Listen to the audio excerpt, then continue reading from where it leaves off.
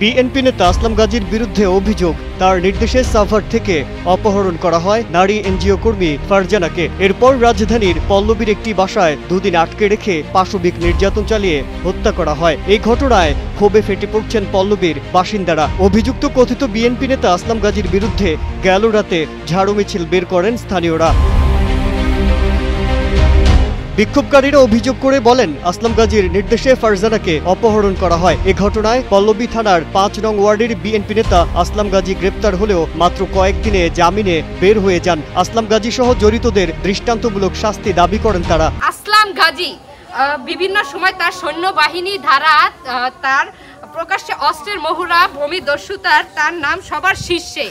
এলাকার মাদকের স্পট ৫ই আগস্টের পরবর্তী সময়ে তার নিয়ন্ত্রণে। এলাকার প্রত্যেকটি মাদকের স্পট থেকে প্রতিদিন ৩,০০০ টাকা তারা কালেকশন করে এবং তার খালা সুরাইয়া ও নাসিমা এর ছাত্র ছায়ার প্রকাশ্যে মাদকের স্পট চালায় এবং ফারজানাকে তারই হুকুমে ২ দিন আটকে রেখে কামাল মামুন গণ ধারা তারা ধর্ষণ করে এবং ৪০ লাখ টাকা মুক্তিপণ দাবি করেন। ওয়ালটন আবারও মিলিনিয়ার অফারে ওয়ালটন ফ্রিজ কিনে আপনিও হয়ে যেতে পারেন মিলিয়নিয়ার। মিলিনিয়ার ছড়াছড়ি দেশ জুড়ে, এটা শুধু ওয়ালটেনই পারে।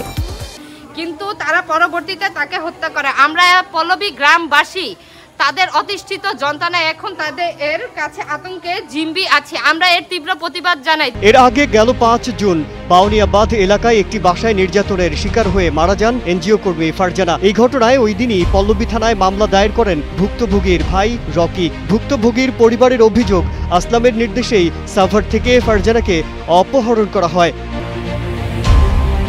গেল ২৫ জুন এ ঘটনায় আসলাম গাজীকে আটক করে পল্লবী থানায় হস্তান্তর করে সেনাবাহিনীর একটি দল। পরে ফারজানা হত্যা মামলায় তাকে গ্রেপ্তার দেখানো হয়। আদালত তার জামিন মঞ্জুর করলে মুক্তি পান আসলাম গাজী। বিষয়টি নিশ্চিত করেছেন পল্লবী থানার ভারপ্রাপ্ত কর্মকর্তা শফিউল আলম।